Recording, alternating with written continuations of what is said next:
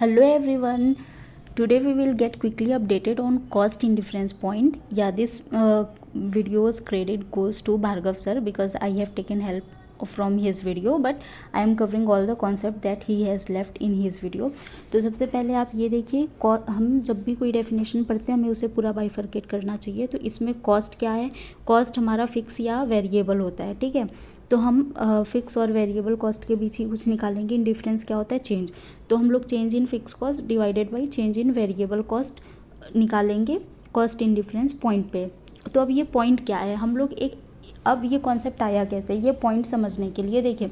अब एक कोई भी कंपनी है, उसे अगर कोई भी नई मशीन लानी है तो नई मशीन लाने से क्या होगा? एक फ़िक्स कॉस्ट इनकर होगा.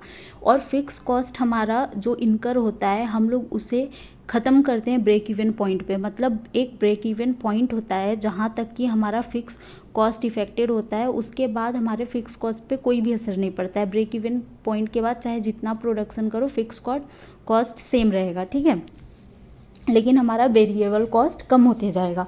तो अब ये कॉन्सेप्ट है कि हम लोग एक मशीन लानी है हमें कंपनी में, तो हम एक change in cost in difference point निकालते हैं कि किस पॉइंट के बाद हम उस मशीन को ख़रीदें. मतलब किस पॉइंट के बाद हमें ये फ़िक्स कॉस्ट इनकर करना चाहिए, ठीक है. तो इसके लिए यहाँ पे एक क्वेश्चन सर ने कराया था क्लास में, जिसमें ये देखिए सारे डायरेक्ट मटेरियल, डायरेक्ट लेबर और वेरिएबल ओवरहेड कॉस्ट दिए हुए हैं. इन तीनों को ऐड करके हम लोग निकाल लेंगे वेरिएबल कॉस्ट. यहाँ पे हम लोगों ने शुरू में ही पढ़ा था वेरिएबल कॉस्ट और फिक्स कॉस्ट का काम है. तो वेरिएबल कॉस्ट हम लोगों ने निकाल लिया और यहाँ पे फिक्स कॉस्ट पहले से दिया हुआ है. तो अब इन डिफरेंस निकालना है. तो ऑब्वियसली हम लोग इन डिफरेंस चेंज कब निकालते हैं? जब 2-3 साल के या 2-3 तरह के डेटा दिए हो तब. तो यहाँ पे हम लोगों को क्योंकि मशीन का डिसीजन लेना है तो यहाँ पे 3 तरह की मशीन है, तो तीनों के वेरिएबल कॉस्ट और फिक्स कॉस्ट के चेंज को हम लोग कंपेयर करेंगे. तो हम लोग यहाँ पे change in fix cost divided by change in variable cost तीनों मशीन के बीच का निकालेंगे. तो इससे हमारा एक प्रोडक्शन नंबर ऑफ़ यूनिट्स आएगा. अब हम लोग मशीन का डिसीज़न यहाँ पे लोवेस्ट और हाईएस्ट इन डिफरेंस पॉइंट जो होता है उसके बीच करते हैं. मतलब जो लोवेस्ट इन डिफरेंस पॉइंट है वो 400 है.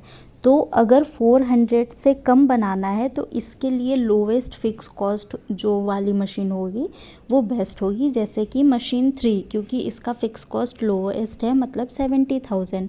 और अगर हमें 400 से ज़्यादा यूनिट बनाना है तो हमारे लिए मशीन 2 बेस्ट होगी, क्योंकि इसका फ़िक्स कॉस्ट कंपैरेटिवली मशीन 1 के कम है. लेकिन अगर हमें 1000 हाईएस्ट क्या है 1000 यूनिट्स, तो अगर हमें 1000 यूनिट्स से ज़्यादा बनाना है तो हमारे लिए मशीन 1 बेस्ट होगी, क्योंकि इसका फ़िक्स कॉस्ट सबसे ज़्यादा है. तो आप क्या समझ गए कि हमारा फ़िक्स कॉस्ट क्यों यहाँ पे कैसे रोल प्ले करता है? क्योंकि ये इन डिफरेंस पॉइंट के बाद 0 हो जाता है. तो हमारा जब प्रोडक्शन सबसे ज़्यादा होगा, मतलब इन डिफरेंस पॉइंट से ज़्यादा होगा, तब हम लोग हाईएस्ट कॉस्ट ऑफ मशीन को परचेज़ करेंगे. नहीं तो फिर हम लोग लोवेस्ट कॉस्ट पे ही स्टिक रहेंगे.